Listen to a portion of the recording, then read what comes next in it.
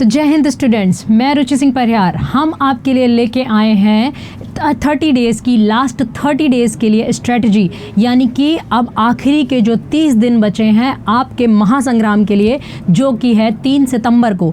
तो उसके लिए किस तरह से प्रॉपर तैयारी करनी है और इन लास्ट के 30 दिनों का हम सदुपयोग किस तरह से करें, उसके लिए हम आपके लिए एक स्ट्रेटजी लेके आए हैं जिसको आप बिल्कुल फॉलो करिए, है ना, और उसी के अकॉर्डिंग आप चीज़ें आगे बढ़ाइए। इसके अलावा भी आप कुछ एडिशन करना चाहते हैं तो आप एक्स्ट्रा चीज़ें पढ़ सकते हैं, लेकिन बहुत ज़्यादा एग्जॉस्ट नहीं करना है। रिपीटेडली उसको क्या करना है, रिवीजन करना है, because revision is the key, है ना। सारे टीचर्स आपको बताते रहते हैं हर सब्जेक्ट में। तो ये जो आपका हम इसमें ये जो हमारी लास्ट 30 डेज़ के लिए GAT की जो हमारी क्या है स्ट्रेटजी है, इसमें हमारे साइंस के भी सब्जेक्ट्स होंगे, इसमें हमारे आपके जो GS के GK के सब्जेक्ट्स हैं वो भी इसमें रहेंगे, ठीक है। जो आपका एक्सक्लूडेड रहेगा मैथ्स रहेगा, तो मैथ्स की प्रैक्टिस तो डेली करनी है, ठीक है, बिकॉज मैथ्स भी क्या होता है, डिसाइडिंग फैक्टर होता है आपको रिटन क्वालिफाई कराने में।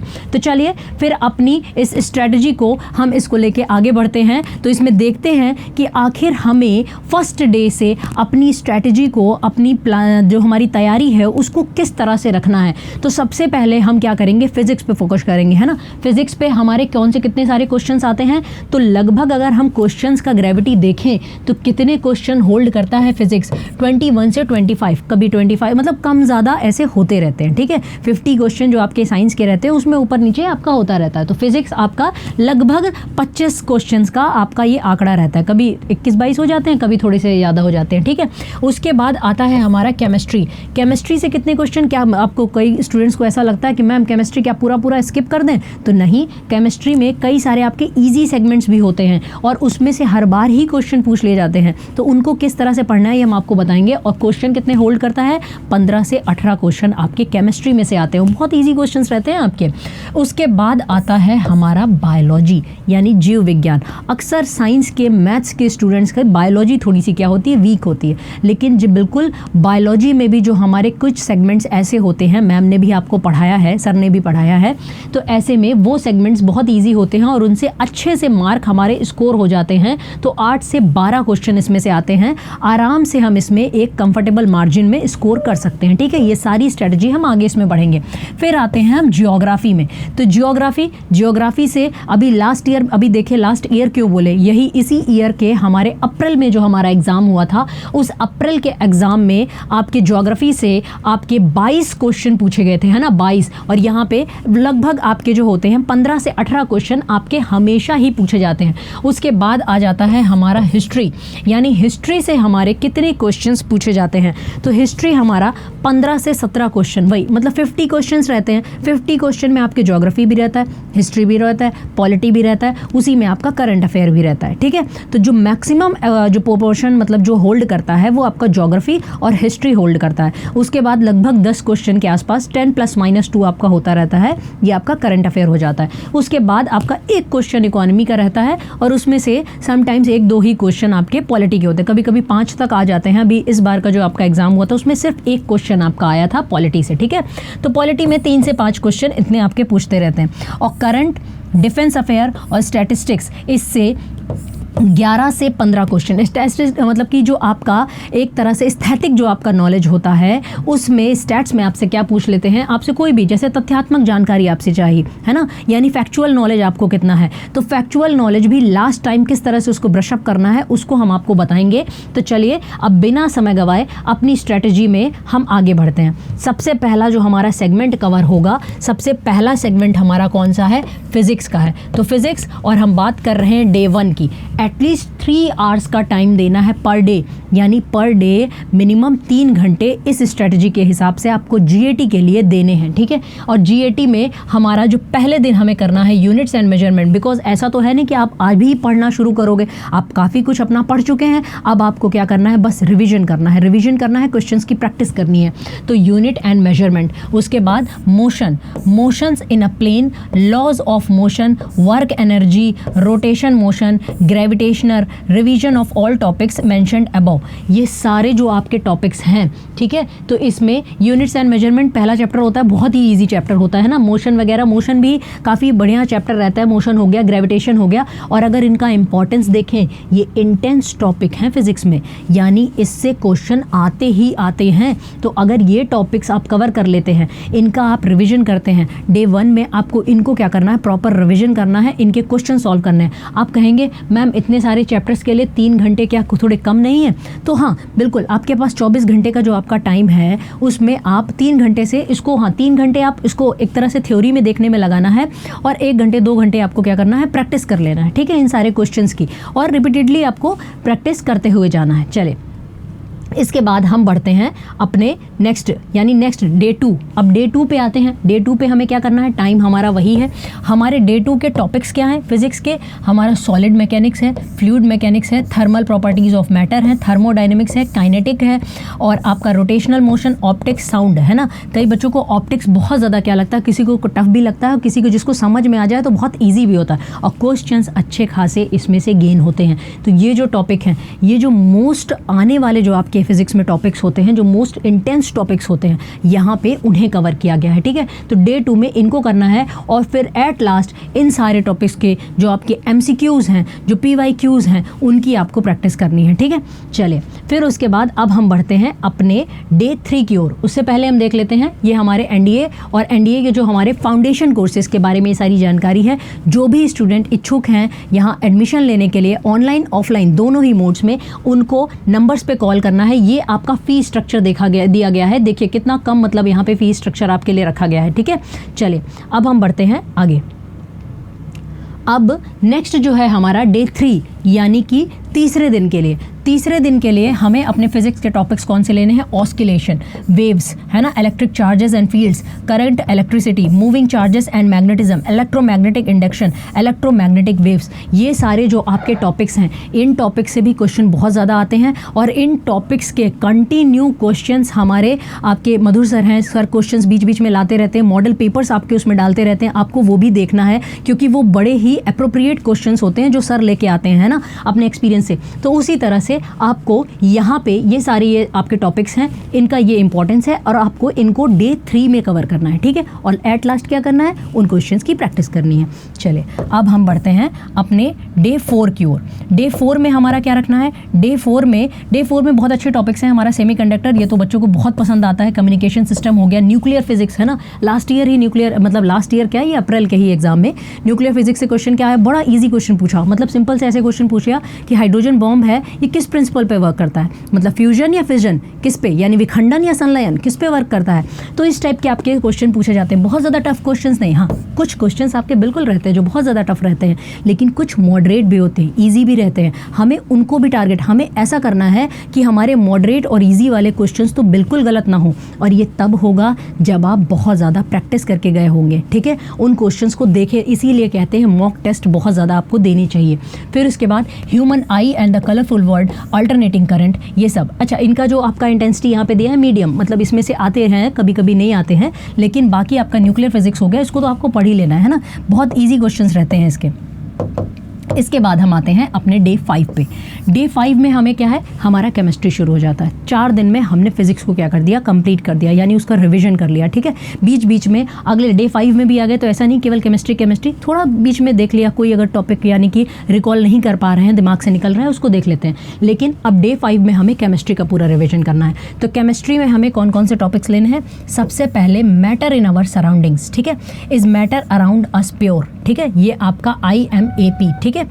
और structure of atoms, SOA, atoms of molecule, यानी atoms and molecule, and revision of इन सारी चीज़ों का। ये जो शॉर्टकट में यहाँ पे लिखे हुए हैं, ये एक्चुअली में इन्हीं सारी चीज़ों का क्या लिखा हुआ है, शॉर्टकट लिखा हुआ है, ठीक है।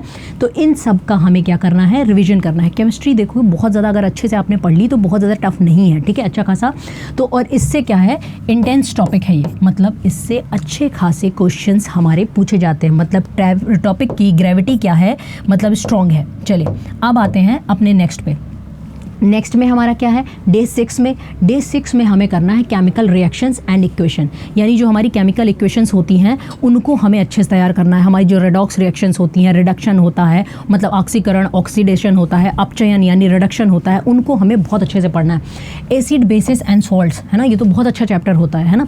एसिड्स क्या होते हैं, बेसिस क्या होते हैं और सॉल्ट क्या होते हैं, इसको बढ़िया से समझ लेना है। लिटमस टेस्ट में किस तरह से टेस्टिंग होती है, किस तरह से एसिड पता चलता है, बेसिस पता चलते हैं, कौन कौन से आपके हैं, इनसे क्वेश्चन आते हैं। मेटल्स एंड नॉन मेटल्स, ये तो आप लोग ज्योग्राफी में भी देखते हैं ना, मेटल्स क्या होते हैं, नॉन मेटल्स क्या होते हैं। फिर मेटल्स में आपके फेरिक मेटल्स होते हैं, नॉन फेरिक मेटल्स होते हैं, तो कौन कौन उसमें आते हैं, इसको आपको करते हुए चलना है। कार्बन कंपाउंड्स, है ना, पूरी ऑर्गेनिक केमिस्ट्री, है ना, ये आपके कार्बन कंपाउंड्स, तो कार्बन कंपाउंड्स अच्छे से करना है, इसमें ज़रूर ही क्वेश्चन आता है आपका। कार्बन कंपाउंड्स हो गया, क्लासिफिकेशन ऑफ एलिमेंट्स हो गया, और फिर इनके ये जो आपके सारे जो अबव एलिमेंट्स लिखे हुए हैं इनको आपको क्या करना है, रिविजन करना है, because revision is the key. चलिए अब हम आते हैं अपने डे 7 की ओर। डे 7 में हमारा क्या है, फिर वही 3 आवर्स अ डे, ये परफेक्ट है 3 आवर्स डे। इसके अलावा मैथ्स की प्रैक्टिस डेली करनी है और इनको भी रिवाइज करते हुए चलना है। फिर आते हैं हम बेसिक केमिस्ट्री को लेते हैं 7th डे में, स्टेट्स ऑफ मैटर को लेते हैं, एटॉमिक स्ट्रक्चर एडवांस्ड और केमिकल बॉन्डिंग, इन सब चीज़ों को लेते हैं और ये हमारे मीडियम ग्रेविटी होल्ड करते हैं, लेकिन फिर भी ऐसा नहीं कि बिल्कुल छोड़ ही देना है।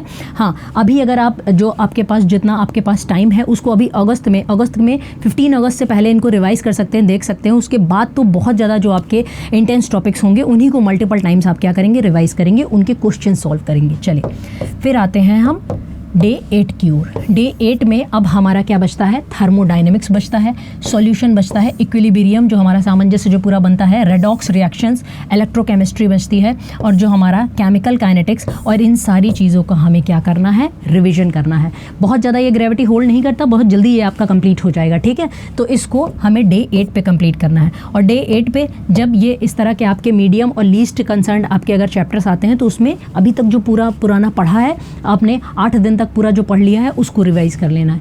फिर मतलब 9th डे, 9वें दिन हम क्या करेंगे, 9वें दिन हम पढ़ेंगे सरफेस केमिस्ट्री को, सरफेस केमिस्ट्री को पढ़ लेंगे, ये भी मीडियम ग्रेविटी होल्ड करता है। मेटलर्जी, मेटलर्जी से क्वेश्चन अगर आता है तो बहुत ईजी क्वेश्चन आ जाता है, तो मेटलर्जी हमको करना है। SNP block system, DNF block, आवर्त सारणी आपको पता होनी चाहिए, कम से कम शुरुआत के मैटर्स तो आपको पता होनी, 30 तक तो लगभग सभी को याद ही होना चाहिए, है ना, कितना कौन कौन सा किसका परमाणु क्रमांक क्या है, कौन से ब्लॉक्स में आते हैं, ठीक है। वो आपके एल्कली मैटर्स हैं कि नॉन एल्कली हैं, ये सारी चीज़ें आपको पता होनी चाहिए।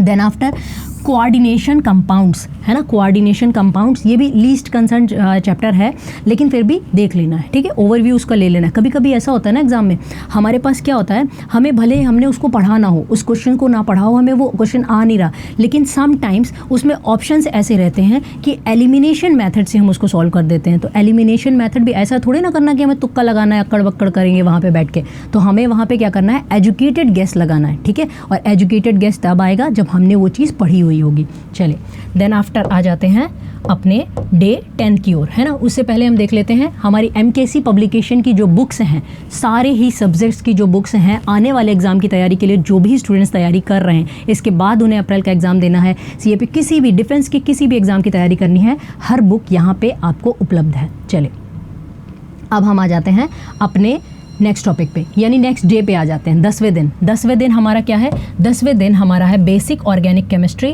हाइड्रोकार्बन्स। हाइड्रोकार्बन्स आपका अच्छा चैप्टर होता है, हेलोकेन्स, और आपका ऑर्गेनिक कंपाउंड्स एंड ये containing oxygen, organic compounds containing nitrogen, ये सारी चीज़ें। अच्छा वैसे भी ये जीव विज्ञान और आपका रसायन विज्ञान दोनों का ही मिला जुला हो जाता है, जो जल चक्र होता है, नाइट्रोजन चक्र होता है, सल्फर चक्र वगैरह होता है, इवन ज्योग्राफी में भी ये आपका आ जाता है थोड़ा सा, तो आपको ये पढ़ लेने हैं, ठीक है।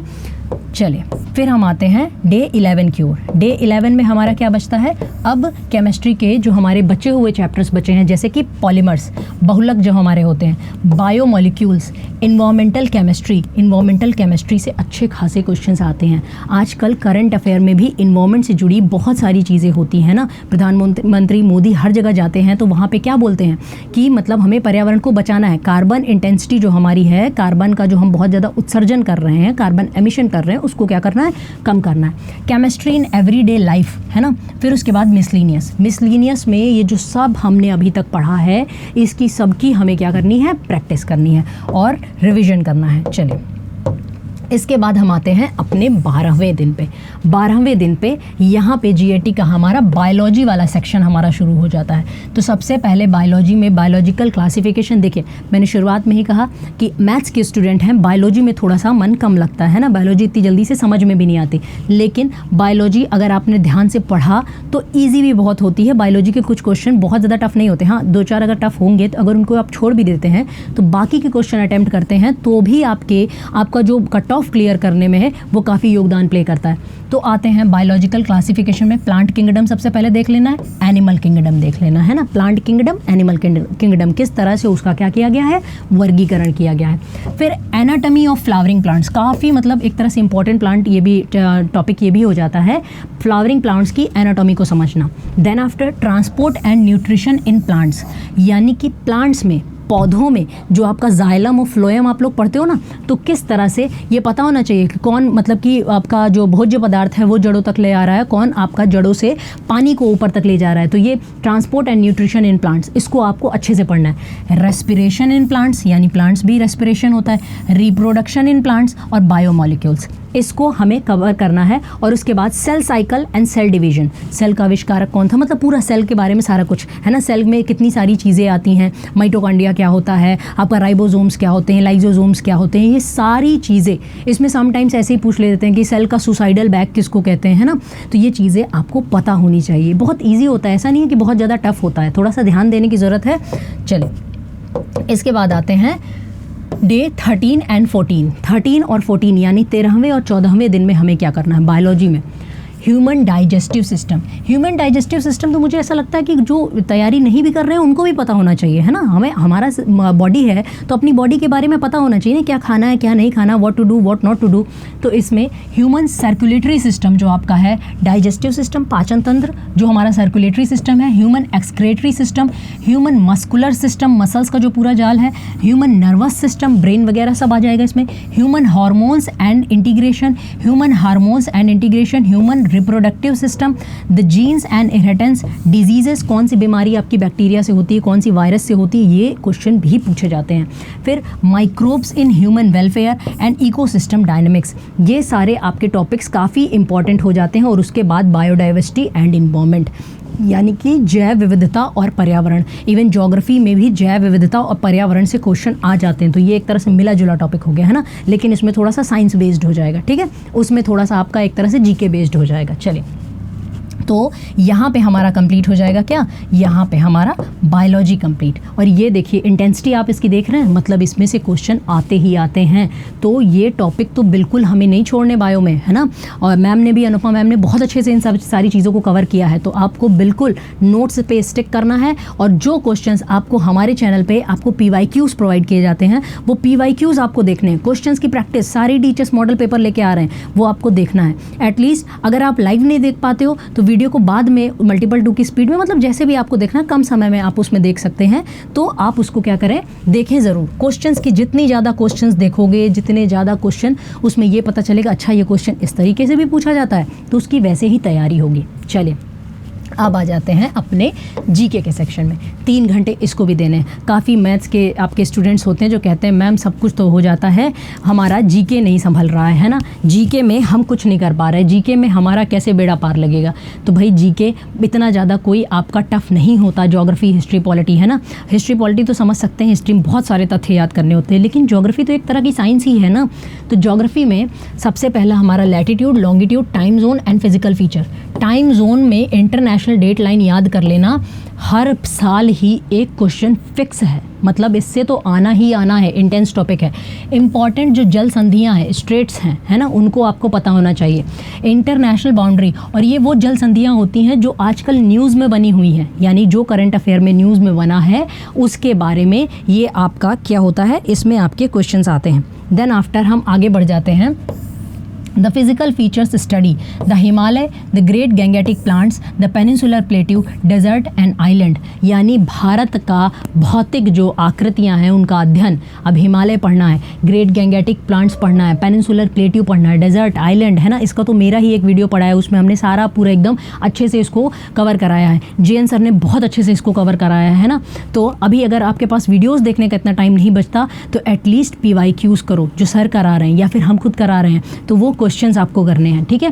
फिर उसके बाद names and information of all cost price है ना, यानी कि इसके सारे आपको ये सारी चीज़ें, all major river and their tributaries, यानी जितनी भी मुख्य नदियां हैं और उनकी सहायक नदियां हैं। जैसे एक क्वेश्चन मुझे अभी याद आ रहा है, 2019 में पूछा गया था, आपसे क्या पूछा गया था, आपसे पूछा गया था कि जो हेमवती, अकरावती, ये जो आपकी सहायक नदियाँ हैं, निम्नलिखित में से किस नदी की सहायक नदियाँ हैं, कावेरी उसमें था। तो इस तरह से आपकी सहायक नदियों में से क्वेश्चन आ जाते हैं। फिर हाइड्रो पावर से यानी कि oceanosphere, thermal, nuclear power projects in India, location of minerals, major industries and industrial, और ये हिस्टोरिकल सिटीज़, इन सब से आपके क्वेश्चन पूछे ही जाते हैं। इंडस्ट्रीज से तो निश्चित ही क्वेश्चन आ जाता है कि जैसे आयरन की इंडस्ट्रीज़ कहाँ पे हैं हिंदुस्तान में, बॉक्साइट की कहाँ पे हैं, कोयला कहाँ पे बहुत ज़्यादा निकलता है, और फिर कौन से बंदरगाह से उसको निर्यात किया जाता है। जितने आपके 13 जो मेजर बंदरगाह हैं वो आपको पढ़ लेने हैं। उसके आगे हम आगे बढ़ते हैं, उससे पहले हम यहाँ पे देख लें अपनी ऑफलाइन क्लासेस के बारे में, है ना। तो ऑफलाइन क्लासेस में ये सारी फैसिलिटी हमको प्रोवाइड की जाती हैं।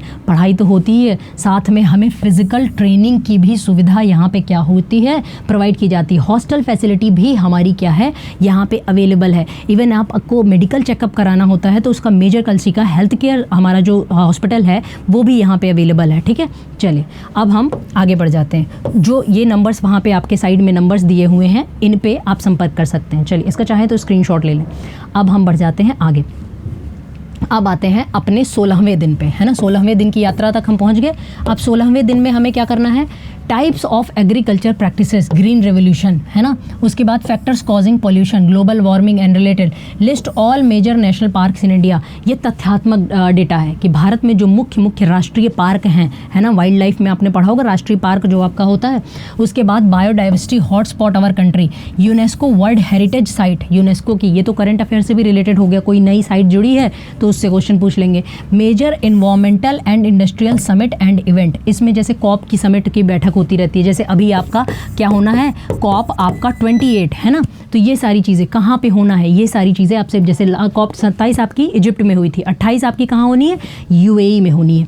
उसके बाद हम बढ़ते हैं origin and the interior of the earth, difference level and atmosphere, ठीक है। यानी कि अर्थ का जो इंटीरियर है इसको अच्छे से पढ़ लेना है, एटमॉस्फेयर की जो लेयर्स हैं उसको अच्छे से पढ़ लेना है, और जो हमारा जल मंडल आता है, जल मंडल में हमारा जितनी विविधता हमें स्थल में देखने को मिलती है ना, उससे कहीं ज़्यादा विविधता हमारे समंदर के अंदर है, तो वो भी हमें अच्छे से कवर करना है। फिर हमारे चट्टानों का जो निर्माण हुआ है वो किस तरह से है, various famous volcanoes, various landforms, यानी कि मुख्य जो आपके ज्वालामुखी हैं और जो भू आकृतियाँ हैं उनको आपको क्या करना है, अच्छे से कवर करना है। चलिए अब आते हैं डे 17 पे, 17वें दिन पे हम आ जाते हैं। 17वें दिन पे भूकंप और साइक्लोन यानी चक्रवात के बारे में हमें करना है। फिर उसके बाद प्रेशर बेल्ट्स, बहुत इम्पॉर्टेंट टॉपिक है और थोड़ा सा कठिन टॉपिक भी है ना। आप कहेंगे मैम हर चीज़ में तो आप बोल रही थी बहुत इजी है, बहुत इजी है। हाँ, थोड़ा सा ये टफ़ आपका होता है, ऐसा नहीं है। फिजिक्स भी आपकी टफ़ होती है, केमिस्ट्री बायोलॉजी बिल्कुल टफ़ होती है, लेकिन अगर हम उसको बोलते हैं थोड़ा सा ईजी है तो मतलब कि वो प्रैक्टिस से ईजी बनेगा। ऐसे तो कुछ भी, मतलब ऐसे तो आपका कोई भी सब्जेक्ट हो, कितना ईजी से ईजी सब्जेक्ट हो, वो भी आपको टफ़ लगेगा अगर आपने पढ़ा ही नहीं है। तो प्रैक्टिस से वो चीज़ें हमारी क्या होती हैं, वो ईजी होती हैं। फिर आते हैं ओशियन करंट्स। एक क्वेश्चन आप लोग लिख के रख लो, एक क्वेश्चन यहाँ से निश्चित ही है, इस छोटे से टॉपिक से ओशियन करंट से एक क्वेश्चन निश्चित ही आना है। एक क्वेश्चन टाइट से भी आ जाता है, ठीक है। यानी ज्योग्राफी में तो फिक्स टॉपिक होते हैं, इंटरनेशनल डेट लाइन हो गया, अर्थ का इंटरनल स्ट्रक्चर हो गया, ओशियन करंट्स हो गया, प्रेशर सिस्टम हो गया, इनसे एक एक क्वेश्चन निश्चित है ना। 5-6 क्वेश्चन तो निश्चित होते हैं कि इस टॉपिक से आने ही आने हैं। फिर आते हैं सॉइल में, एफोरेस्टेशन में और वेरियस ग्रासलैंड, घास के मैदान, पूरे विश्व के जो घास के मैदान है, ट्रॉपिकल भी और टेम्परेट भी, यानी कि उष्णकटिबंधीय भी और शीतोष्णकटिबंधीय भी।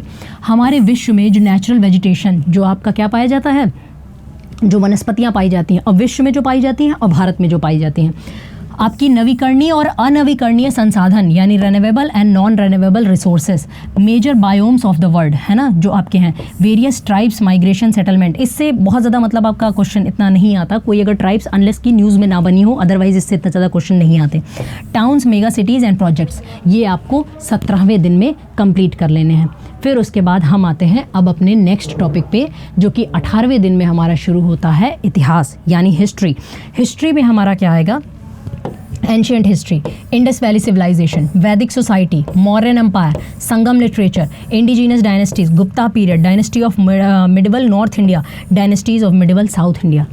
ये जो आपके टॉपिक हैं, एक टाइम ऐसा होता था कि लोगों को लगता था कि मॉडर्न हिस्ट्री पढ़ लो, एंशियंट और मिडिवल छोड़ दो, काम चल जाएगा। अब ऐसा नहीं होता है ना। तो इंडस वैली से तो एक क्वेश्चन आ ही जाता है। एंशियंट हिस्ट्री तो मान लो ठीक है, मीडियम है। इसके अलावा गुप्ता बहुत इंपॉर्टेंट हो जाता है, संगम बहुत इंपॉर्टेंट है, और आपका मौर्य भी बहुत इंपॉर्टेंट। ऐसा नहीं है कि बाकियों को मैंने कहा तो वो इंपॉर्टेंट नहीं है। आपके पास नोट्स हैं, आपके पास सब लिखित फॉर्मेट में सारी चीज़ें उपलब्ध हैं, उसको भी बहुत बार आपको रिवाइज करते हुए चलना है। ये आराम से 3 घंटे में हो जाएगा, ठीक है। 3 घंटे में ये चैप्टर्स करना कोई बहुत बड़ी बात नहीं है। आपके पास अपनी बुक है, उस बुक में जो प्रैक्टिस क्वेश्चंस दिए हैं, एक एक क्वेश्चन हमें लगा लेना है। अब तक आपने जो भी MCQs दिए हैं, मतलब कि जो भी आपने जो टेस्ट, मॉक टेस्ट आपने दिए हैं, मॉक टेस्ट के क्वेश्चन पेपर्स आपके पास होंगे, उन क्वेश्चन पेपर्स को, उनके आंसर आपने टिक किए होंगे, उनको एक बार देख लेना है, ठीक है। बिकॉज आपके जनरल साइंस, मतलब जो आपके जीके के सब्जेक्ट्स होते हैं, इसमें आप जितने ज़्यादा क्वेश्चंस देख लो उतना ही अच्छा, ठीक है। अब 19वें दिन पे आ जाते हैं, यानी कि अभी तक हम लोग 18 दिन की यात्रा पूरी कर चुके हैं। अब 19वें दिन पे हमें क्या पढ़ना रहेगा? हमें दिल्ली सल्तनत, Vijayanagar empire, Mughal empire, Carnatic wars, ये तो मोस्ट इंपॉर्टेंट हो जाता है। दिल्ली सल्तनत भी एक बार अगर देख लो, पहले होता था कि राजाओं का नाम पूछता था, अब क्या पूछता है? अब उनकी प्रशासनिक व्यवस्था पूछता है। जैसे उनका सबसे छोटा इकाई क्या है प्रशासन की? ग्राम है, क्योंकि उसको कुछ और कहते हैं, कि पर्शियन दिल्ली सल्तनत है तो उसका कुछ और नाम है, तो ये सब पता होने चाहिए। Anglo Maratha Wars, Anglo Sikh war, stages of colonialism, यानी कि आपका उपनिवेशवाद, जो आपका कॉलोनीज बनाई थी, किसने बनाई थी? अंग्रेजों ने बनाई थी। उसके बाद ड्रेन थ्योरी, रेलवेज इंट्रोडक्शन, ये सारी चीज़ें हमें करते हुए चलना। उसके बाद कमर्शियलाइजेशन ऑफ एग्रीकल्चर, अंग्रेजों ने जो आपका किया था। अच्छा, अंग्रेजों का इतिहास पढ़ने के लिए उससे अच्छे से उसको आपको क्या करना है? गवर्नर जनरल्स को कवर कर लेना है, उसके साथ ही, और कांग्रेस के सेशंस, उसके साथ ही आपका मॉडर्न हिस्ट्री कवर हो जाएगा। अब आते हैं डे 20 पे। डे 20 पे क्या है? Impact of western education introduction, ठीक है। Rise of social and religious reform movement, 1857 की क्रांति मोस्ट इंपॉर्टेंट है, एक क्वेश्चन इसमें से भी आ जाता है। INC के जो सेशंस हैं, मॉडरेट और एक्सट्रीमिस्ट, गरम दल और नरम दल किस तरह से अलग हो गए, फिर दोनों में भी कैसे पैचअप हुआ। फिर इकोनॉमिक नेशनलिज्म यानी स्वदेशी मूवमेंट जो आपका था, होम रूल मूवमेंट, खिलाफत आंदोलन, सिविल डिसोबीडियंस, क्विट इंडिया जो गांधी जी ने शुरू किए थे, है ना, ये सब मोस्ट इंपॉर्टेंट है ना, इसको तो हमें कवर ही करना है। फिर उसके बाद आगे हम बढ़ जाते हैं। आगे हम आते हैं डे 21 में। डे 21 में हमें क्या करना है? राइज ऑफ मुस्लिम लीग, है ना, किस तरह से मुस्लिम लीग का गठन हुआ, किस तरह से 1906 के बाद से आगा खान ने इसको गठन किया, फिर आगे कैसे मोहम्मद अली जिन्ना ने इसको आगे बढ़ाया, पार्टीशन भारत का कैसे हुआ, everything regarding the Indian constituent assembly, Bharat की जो संविधान सभा थी, है ना, संविधान सभा बनी, किसने सलाहकार, कौन सलाहकार थे, किसने इसको बनवाया, क्या सारी चीज़ें, इंडस्ट्रियलाइजेशन, औद्योगिकीकरण and agrarian reform, policy of non alignment, Panchsheel, wars with Pakistan, everything related to India's involvement in UNA, ये थोड़ा सा वर्ल्ड हिस्ट्री में भी आ जाता है, इसको 21वें दिन पे कवर करना है। इसके बाद हम आ जाते हैं अपने पॉलिटी वाले सेगमेंट में। अच्छा, ये आपके अप्रैल वाले में ही ऐसा हुआ कि केवल एक क्वेश्चन पूछा गया था पॉलिटी से, अदरवाइज अच्छे खासे आपसे क्वेश्चन पूछे जाते हैं। तो पॉलिटी में आते हैं the constituent assembly and preamble of the constitution, यानी कि हमारे संविधान सभा और प्रस्तावना, यूनियन एंड इट्स टेरिटरी, यानी कब कौन सा राज्य बना, जैसे आज़ादी के टाइम पे 14 राज्य थे, बाद में कैसे कैसे बने उनको, फिर नागरिकता, हमारे देश में कैसे नागरिकता मिलती है और कैसे छिन जाती है, fundamental rights, most most most important, ये इस दो को मोस्ट इंपॉर्टेंट कर देना है, इसको तो बिना पढ़े जाना ही नहीं है, फंडामेंटल राइट्स और DPSP। Then after fundamental duty, amending constitution और basic structure of the constitution, ये भी आपके इंपॉर्टेंट हो जाते हैं। चलिए 23वें दिन में हमें क्या करना है?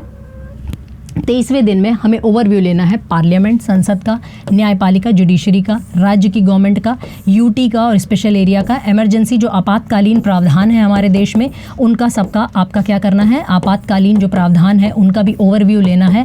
उसके बाद सेंटर स्टेट केंद्र राज्य के संबंध देखने हैं, लोकल बाउंड्रीज देखनी है, कॉन्स्टिट्यूशनल एंड नॉन कॉन्स्टिट्यूशनल आपकी बॉडीज़ देखनी है और मिसलेनियस देखना है। ठीक है, इससे आपका क्या हो जाएगा, पॉलिटी कवर हो जाएगा। चलिए अब हम आगे इसमें बढ़ते हैं। ये हमारे आपके एनडीए फाउंडेशन कोर्सेज़ के बारे में ये सारी चीज़ें आपकी ऑनलाइन क्लासेस के बारे में हैं, तो बिल्कुल देर नहीं करनी और ये रहा नंबर और आपको कॉल करना है। ठीक है, उसके बाद हम आते हैं 24वें दिन पे। 24वें दिन पे थोड़ा सा हमारा स्टैटिक जीके यानी कि लार्जेस्ट, हाईएस्ट और लॉन्गेस्ट और जो दुनिया भर का होता है ना, इसको थोड़ा सा आप लूसेंट से भी कवर कर सकते हैं। सारे स्टूडेंट के पास होती है, नहीं भी होती तो आपके पास एमकेसी की बुक है, उसमें से आप देख लीजिए, मिसलेनियस में सारी चीज़ें दी हुई हैं।